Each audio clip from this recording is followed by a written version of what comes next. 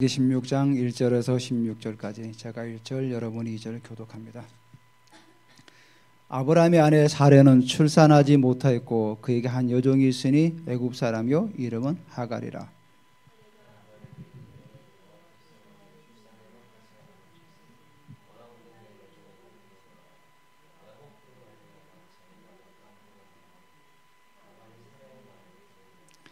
아브라함의 아내 사레가 그 여종 애굽 사람 하갈을 데려다가 그 남편 아브라함에게 첩으로 준 때는 아브라함이 가나안 땅에 거주한 지 10년 후였더라.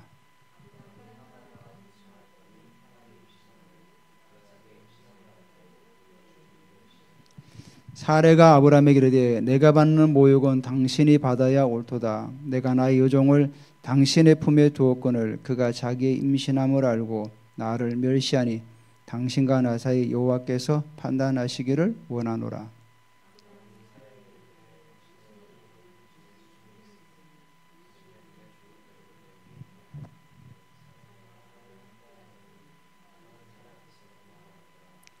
여호와의 사자가 강야의 샘물 곁 곧 술길 샘 곁에서 그를 만나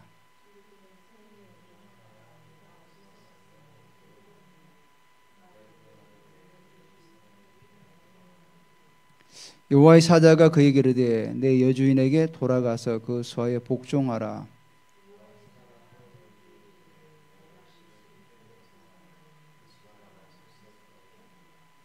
여호와의 사자가 또 그에게 이르되 내가 임신하였은즉 아들을 낳으리니 그 이름을 이스마엘이라 하라.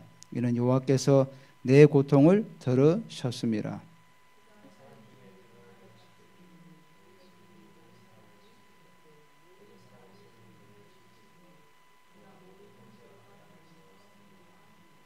하갈이 자기에게 이르신 여호와 이름을 나를 살피시는 하나님이라 하였으니 이는 내가 어떻게 여기서 나를 살피시는 하나님을 비웠는고 함이라.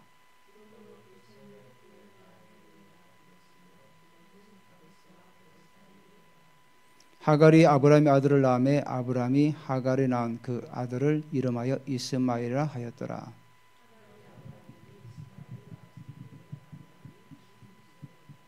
아멘. 감사합니다. 여러분 다들 피곤하시죠? 네. 그래도 우리가 어저께 여러분들이 다 수고하고 애쓰셔서 잘 마쳤어요. 너무 감사하고 또 오신 분들도 또 이렇게 좀 또 은혜 가운데 잘 마치고 돌아가게 돼서 너무 감사합니다. 오늘 우리 창세기 16장을 통해서 또 하나님께서 우리에게 말씀하신 말을 우리가 좀 귀담아 듣기로 원합니다. 지난주에 15장에 보면은 아브라함이 하나님을 믿음의 의로 여기셨다고 그렇게 말씀하고 있습니다. 그러면서 아브라함에게 하나님께서는 언약을 맺으시죠. 햇불 사이를 여호와 하나님께서 햇불 가운데로 지나가죠. 하나님 직접 지나가시죠. 본래 아브라함하고 같이 지나가야 되는데 하나님만 친히 지나가신 것은 내가 이 언약을 반드시 성취하고 이루겠다 그런 말씀인데, 자, 그런 창세기 15장을 지나서 16장에 들어오니까 좀 의아스럽지 않습니까? 15장에 하나님은 아브라함하고 언약을 맺고 막 아브라함이 이제 서가지고 너로 내가 큰 민족도 이루고 다 하겠다고 막 그렇게 언약을 맺었는데 16장에 와서는 뭐라고 합니까? 아브라함의 아내 사레는 출산하지 못하였고 그리고 그에게 한 여종이 있으니 애굽 사람이요 이름은 하갈이라. 1절의 등장을 딱 보면 어떤 느낌이 옵니까? 15장이 그렇게 하나님을 믿음의 의로 여기셨다 했던 그 말씀은 전혀 상관없는 아브라함의 아내는 출산하지 못하였더라. 그리고 뒤에 한 여인이 나오죠. 이 여인은 반드시 뭔가 관련이 된다는 거죠. 출산과 관련돼서 등장하는 인물이죠. 그러니까 2절에 보니까 사레가 아브라함에게 이르되 여호와께서 내 출산을 허락지 아니하셨으니, 자, 정확하게 말하면 하나님이 사레를 출산하지 못하겠습니까? 그렇지는 않죠. 사레가 몸이 출산할 수 없는 몸이 된 거죠. 하나님 막으신 건 아니에요. 근데 사례가 뭐라고 하죠? 아브라함에게 이르기를 여호와께서 내 출산을 허락하지 아니하셨다는 거예요. 하나님 핑계 대는 거예요, 일단. 그러면서 원하건대 내 여종에게 들어가라. 내가 혹 그로 말미암아 자녀를 얻을까 하노라 하매 아브라함이 사례의 말을 들으니라. 15장의 아브라함하고 16장의 아브라함은 전혀 180도 다른 사람으로 등장하고 있어요. 그래서 우리가 가정에서 여인의 이 역할이 굉장히 중요합니다. 대부분 여러분 교회 나오시는 분들 가운데 여성분들이 신앙생활을 하시는 분들이 많죠. 남편분들은 주로 안 다니는 분들이 많고. 그래서 이 여성의 역할이 너무 중요하다는 겁니다. 그래서 여성은 성경에서 뭐라고 하죠? 지혜로운 여인은 그 집을 세우지만 미련한 여인은 그 집을 허문다고 그랬어요. 그래서 우리 특히 여기 여성분들 있잖아요. 여성분들은 정말 지혜를 많이 구해야 돼요. 하나님 내게 지혜를 주십시오. 지혜를 구해서 가정을 세우고 또 내 일터를 세우고 교회를 세우고 나가는 게 너무 중요하던 거죠. 사무엘상 25장에 보면은 아비가일이라는 여인이 나옵니다. 이 여인이 뭐래? 갈렙 족속의 나발의 아내예요. 근데 이 굉장히 거부였어요. 양을 뭐 몇천 마리 데리고 이렇게 막 유목 생활하는 사람인데 어느 날 다윗이 나발이 양의 털을 깎는다는 소식을 들어요. 그 당시 문화가 양의 털을 깎으면 잔치를 벌였던 것 같아요. 잔치를 벌여서 나눠 먹고 막 이런 식으로. 그러니까 다윗이 이걸 듣고 지금 나발이 양의 털을 깎는 거 보니까 잔치를 보냈구나. 그럼 자기 부하들에게 가서 좀 양식을 좀 얻어오라. 왜냐하면 지금 다윗은 계속 쫓겨다니다 보니까 그 600명 되는 뭐 사람들을 먹여 살리려면은 당연히 뭐 돈이 있어야 되죠. 그러니까 자기들이 평소에 나발의 그 양떼를 지켜주고 또 이런 부분들을 했기 때문에 당연히 줄 줄 알고 사람들을 보내요.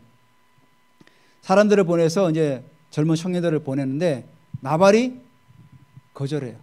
내가 다윗이 누군지 모르고 이시의 아들 다윗을 나는 알지도 못한다. 자기 주인을 떠나서 다니는 사람들이 지금 많은데 내가 왜 다윗에게 이 고기를 주겠냐. 그 얘기를 듣고 소년들이, 성경에 소년들이라고 그래요. 그 소년들이 다윗에게 고하죠. 가니까 나발이 여차 이렇게 우리에게 말하되이다. 그래, 좋다.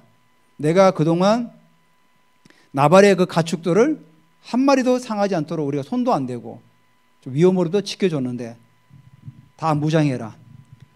600명이 다 무장을 한 거죠. 200명은 가족들을 지키고 400명은 다 무장 칼을 차고 나를 따르라. 그러고 가는 거죠. 근데 그때 나발의 하인 한 명이 아비가일에게 와서 얘기를 해요.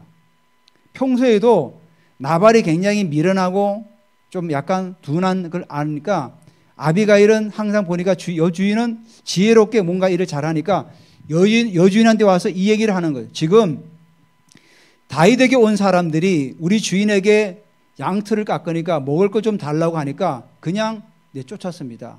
그러니까 부인께서 빨리 뭔가를 조치를 해야 될 것 같습니다.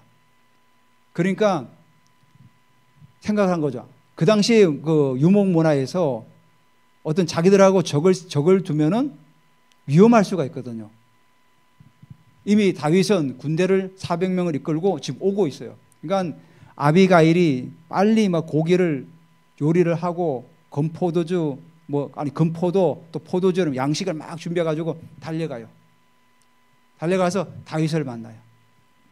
다윗을 만나서 바로 그냥 내려서 다윗 발 앞에 무릎을 꿇고 절을 하면서 얘기를 해요. 도와달라고.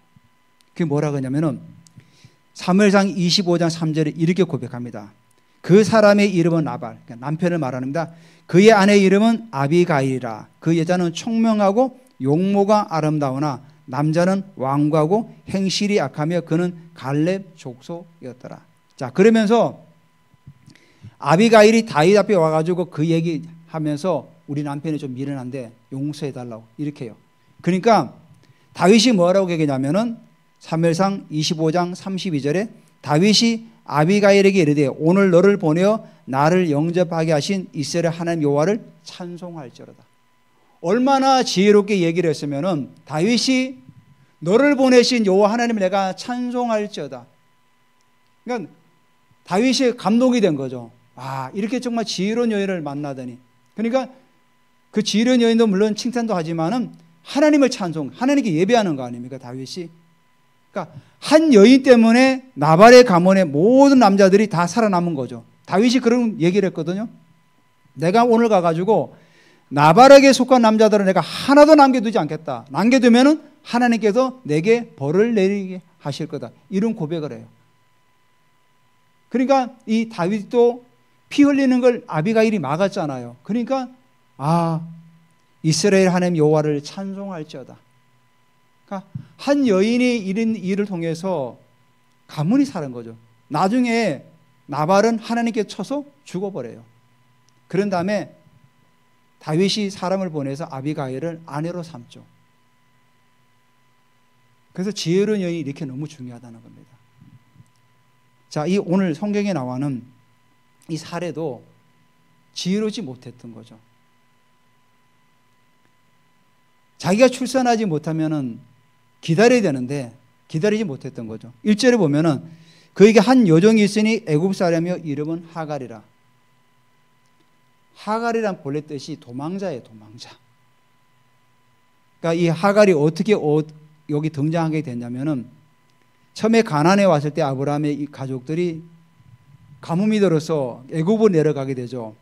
그때 애굽의 바로가 사례를 자기 아내로 삼으려고 저걸 주죠. 폐물을 많이 주지 않습니까? 그때 아마도 하갈도 몸종으로 사례에게 준바된 것 같아요. 그래서 여기 분명히 나오죠. 애굽 사람이고 이름은 하갈이다. 그러니까 하갈이라는 이름이 후대에 아마 불려진 것 같아요. 그 당시 이름은 뭐 있었는지 정확히 모르겠지만, 그래서 2절에 사례가 아브라함에게 이르되 여호와께 내 출산을 허락하지 않았다. 이 말도 사실은 정확한 바른 말은 아니죠. 하나님께서 출산을 막으신 건 아니죠. 자기 생각으로 막은 거죠. 그래서 3절에 보면은 아브라함의 아내 사레가 그 여종 애굽 사람 하갈을 데려다가 그 남편 아브라함에게 첩으로 준 때는 아브라함이 가나안 땅에 거주한 지 10년 후였더라. 자, 이 10년 후가 성경에 기록이 되었죠.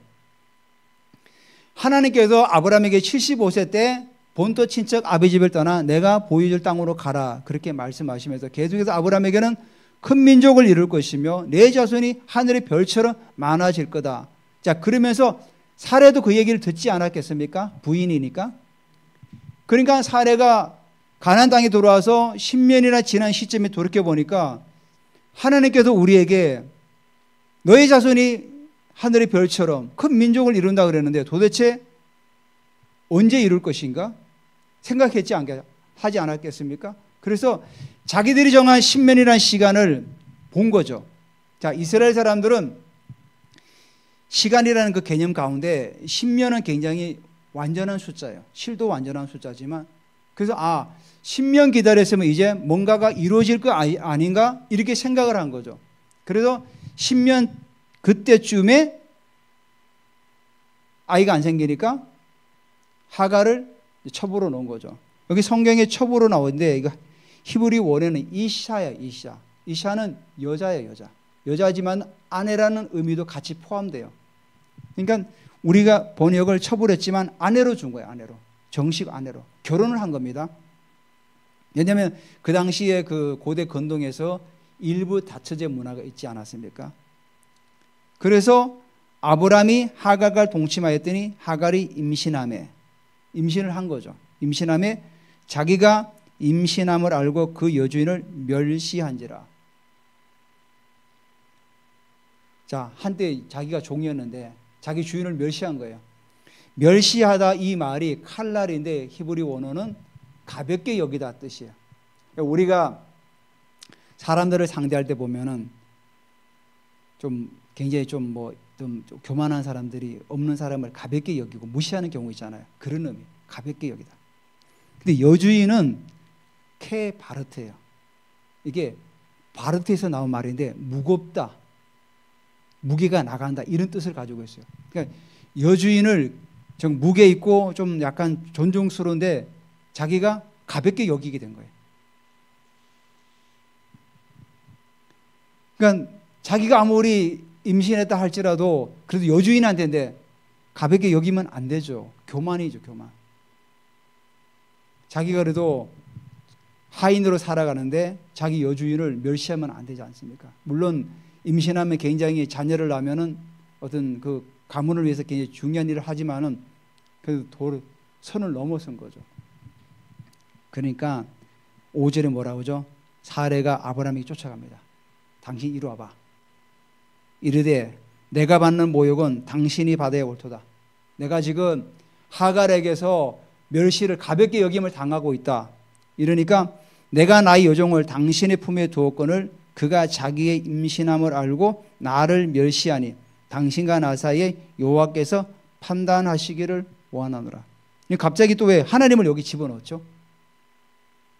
본인이 하나님의 시간표를 기다리지 못하고 자기 종을 남편에게 줘서 임신했더니 그 몸종이 자기를 멸시하니까 이게 막 분이 오르는 거죠. 그러니까 이제 하나님을 끄집어 들여가지고 하나님께서 당신과 나 사이를 판단하시기를 원한다. 이거는 잘못된 거죠. 이게 뭐냐면 무슨 일을 하다가 잘못되면 남 탓하는 거예요. 남 탓. 아브라함 탓하고 하나님 탓하는.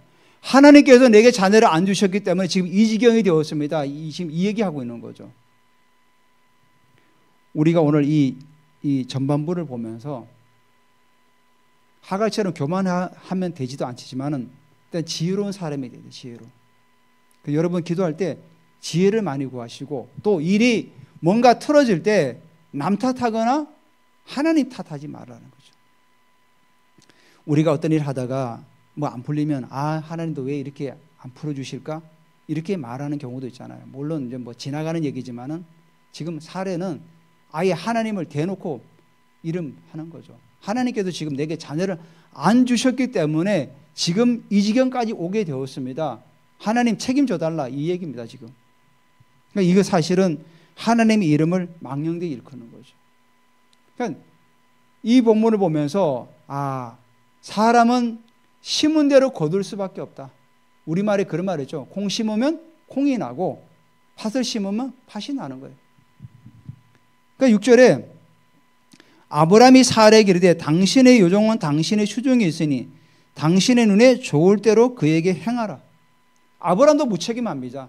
그래도 어쨌거나 자기 아내로 삼아서 임신을 했으면 보호해야 되는데 뭐라고 하죠? 그러면 야단치서 뭔가 좀 교정을 시켜야 되는데 당신의 요종은 당신 수중에 있다는 거예요. 수중에 있다는 그 의미가 뭡니까? 당신의 권한에 속에 있다는 거죠. 있으니 당신의 눈에 좋을 대로 그에게 행하라 하매 사레가 하갈을 학대하였더라. 이 학대가 이스라엘 백성들이 애굽에서 고난받을 때 그 학대랑 똑같은 말이에요. 그러니까 성경학자들은 아마 매질도 행했다고 본대요. 그러니까 엄청나게 지금 막 학대를 한 거죠. 오죽했으면은 사레가 도망을 가죠. 사레란다. 하갈이. 그래서 6절 하반절에 하갈이 사레 앞에서 도망하였더라. 얼마나 박해가 심했으면 학대를 했으면은 이제 못 살겠다 여기서. 그래서 보따리 싸들고 도망을 가버린 거예요.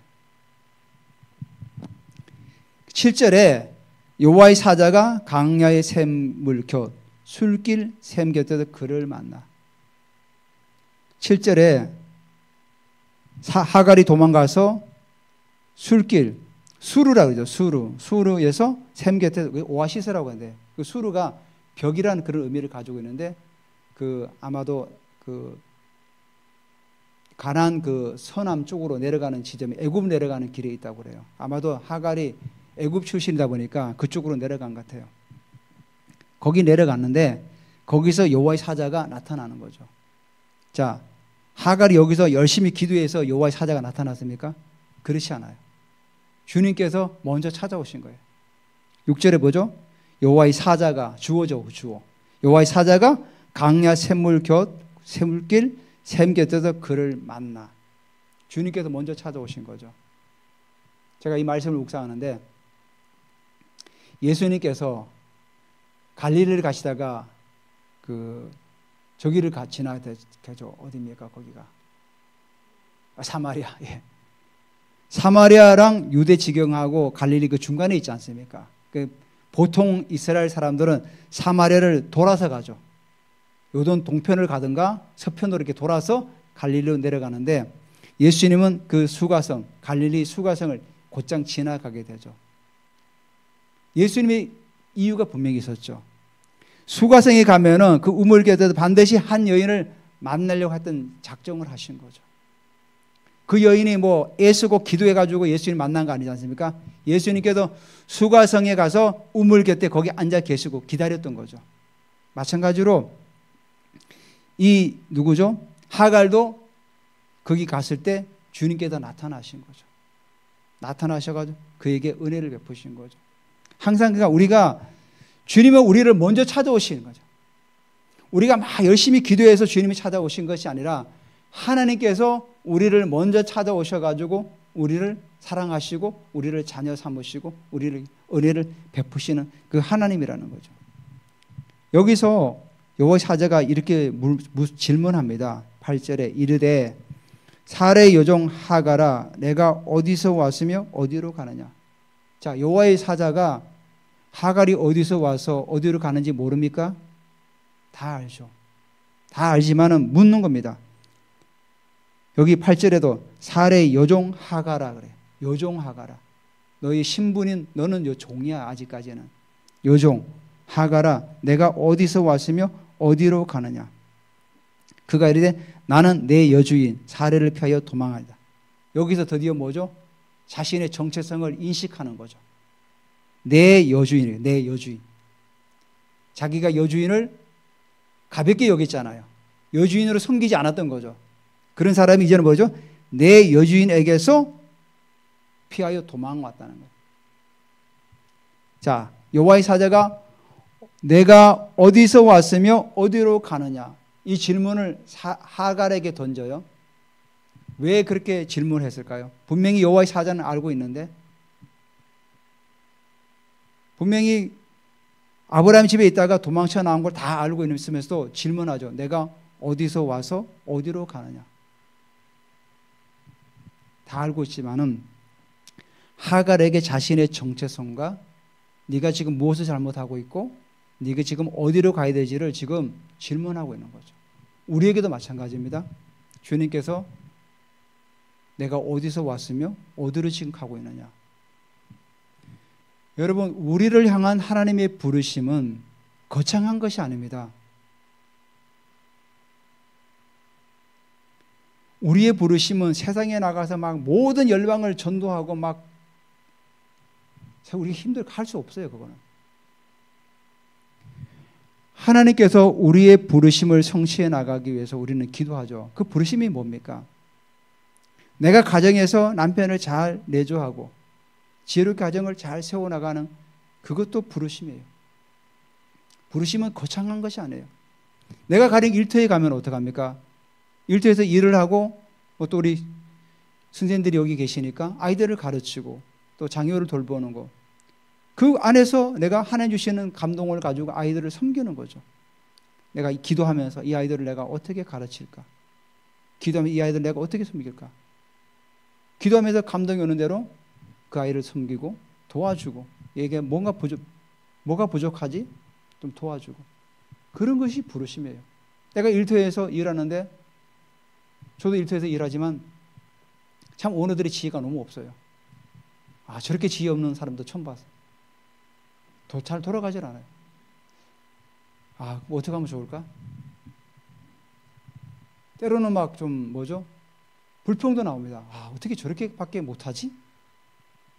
그러다가 또 기도해야겠다. 기도해줘야지. 또 기도해줘야지. 축복해주고. 그런 게 부르심입니다. 뭐 거창한 것이 아니에요. 내가 마주하는 현실 가운데서 보이는 것들이 있지 않습니까? 그러면 어떡합니까? 기도해드리는 거죠. 기도하지만 그분들이 변하지 않아 할지라도 하나님은 내 기도를 다 보고 계시고 내가 현장에서 네가 그렇게 정말 애쓰고 수고하는구나. 하나님만 알아주시면 되는 거죠. 하나님께서 내가 일하는 그 일도 현장 가운데서 내가 주님을 바라보고 기도하면서 그 현장을 붙들고 기도할 때, 그래, 정말 내가 애쓰고 수고하고 내가 알고 있다. 하나님께서 알아주시면 되는 거죠. 결국은 물론 어떤 결과물이 나오면 더 좋지만은, 결과물이 나오지 않을지라도 우리 하나님께서 나를 보고 지금 계시는구나, 그걸로 우리가 또 만족하며 살아갈 수 있는 겁니다. 바로 그런 부르심이죠. 그래서 우리가 어디서 와서 어디로 가는가, 우리 존재의 부르심이죠. 그래서 우리가 하나님의 음성을 들을 줄 알아야 돼요. 정말 주님의 음성을 들어야 돼요. 이 영적 세계를 이해하지 못하면은 정말 수박에 겉만 열심히 핥아가 가는 겁니다. 정말 쪼개가지고 안에 그 깊고 단맛을 먹어야 되는데, 그 단맛을 먹지 못하고 수박 껍데기만 계속 보고 있는 거죠.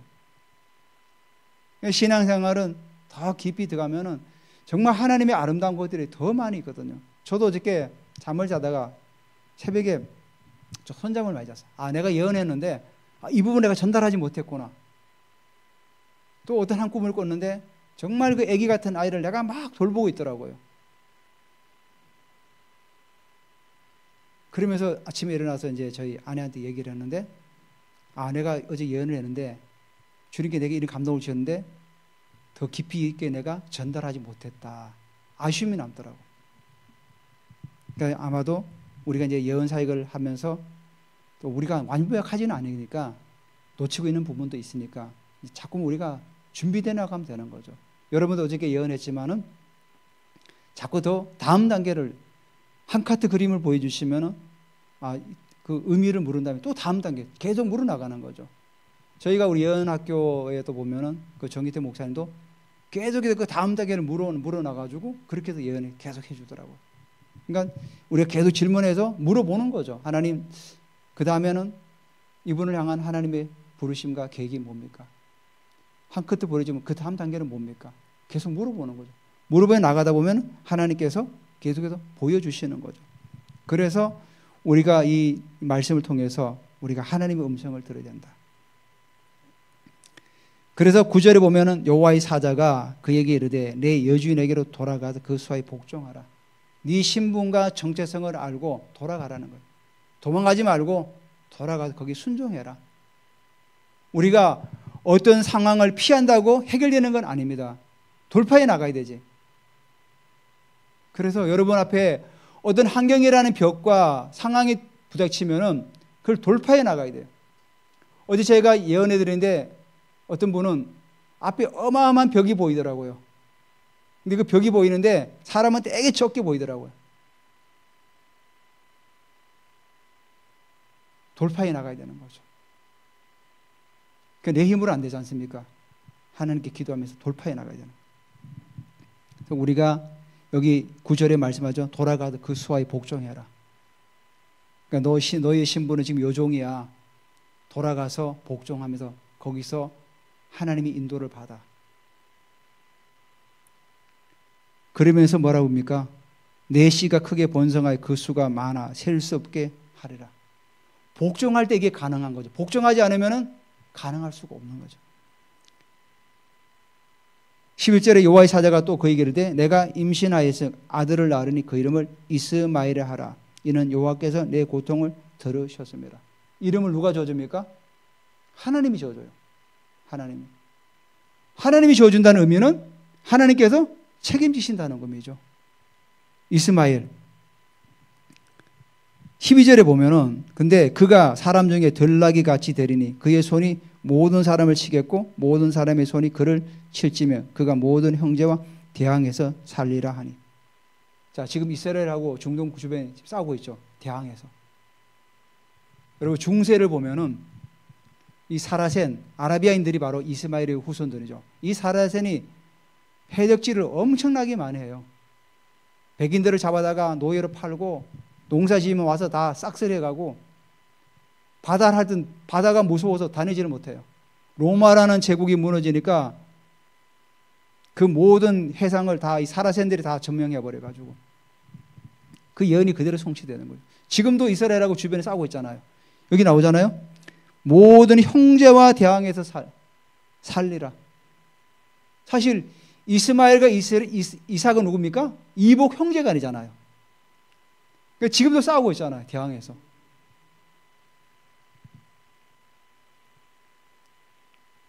그러니까 이걸 보면은 뭡니까? 하나님은 공의의 하나님이라는 거예요. 이 말씀을 통해서.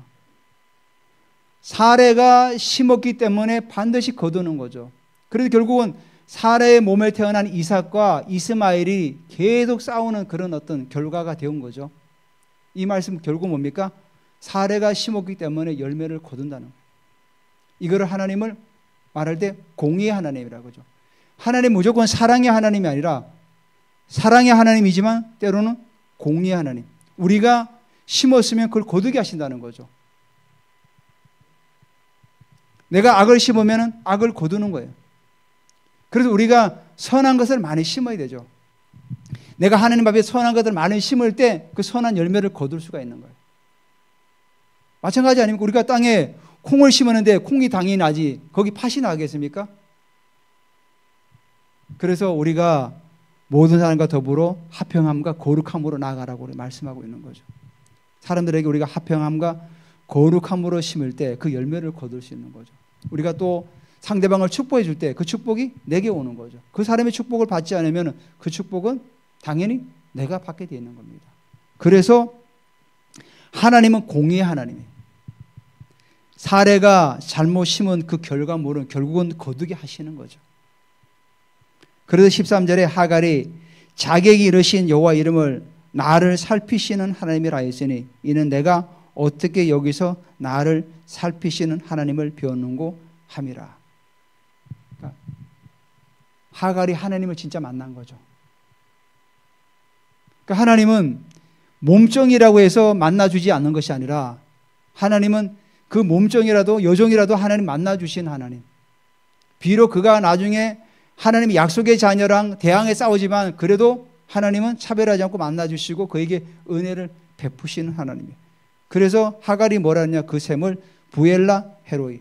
나를 살피시는 살아계시는 하나님의 우물 이런 뜻이에요. 지금 이 우물은 어디다 그러죠? 가데스와 베레 사이에 있더라. 지금도 있대. 그래서 하갈의 우물이라고 해서 이 아랍인들이 성역화 시켜놨어요. 왜냐하면 아랍인들은 하갈이 자기 조상이니까. 그래서 하나님은 반드시 심은 대로 거두게 하신다. 이 말씀을 통해서. 그리고 15절에 하갈이 아브라함의 아들을 낳으며 아브라함이 하갈이 낳은 그 아들을 이름하여 이스마엘이라 하였더라. 이제 하갈이 돌아가서 얘기했겠죠. 하나님께서 여호와의 사자가 수르의 샘 곁에서 나를 만나셨는데 그 이름을 이스마엘이라 이렇게 칭했습니다. 그러니까 아브라함이 자녀를 낳자 그 아들을 이스마엘이라 한 거죠. 그래서 하갈이 아브라함에게서 이스마엘을 낳을 때에 아브라함이 86세였더라. 자, 86세도 의미가 있습니다. 86세라는 의미는 이스라엘 사람들의 그 숫자의 어떤 그 개념에는 전혀 가치 없는 숫자예요.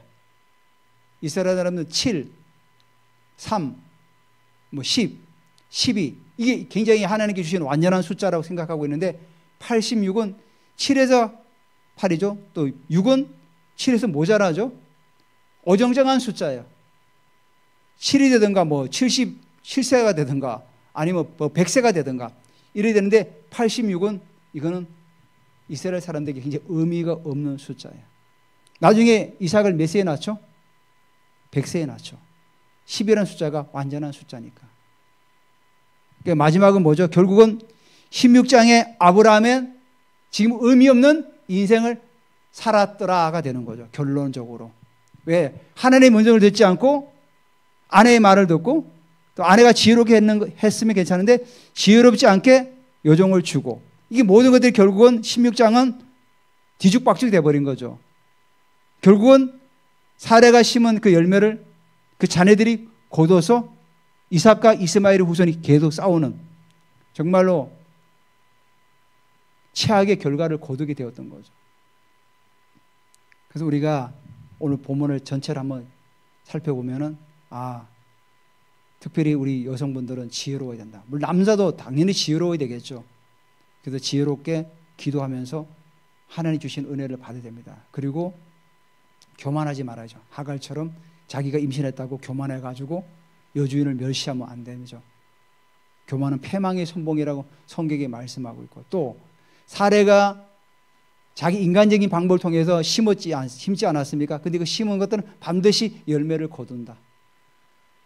그리고 아브라함도 의미 없는 인생을 살았다. 86 그 나이 때는 왜? 하나님께 의미 있는 인생을 살아야 되는데 다 사라지는 거죠. 우리 잠깐 오늘 본문을 생각하시면서 잠깐 한번 기도하겠습니다. 우리가 정말 지혜로운 사람이 되게 하시고 교만하지 않게 하시고 우리가 이 땅을 살아가면서 화평함과 거룩함으로 심게 하시고, 하나님은 공의 하나님이시기 때문에 우리가 열매를 잘 거둘 수 있도록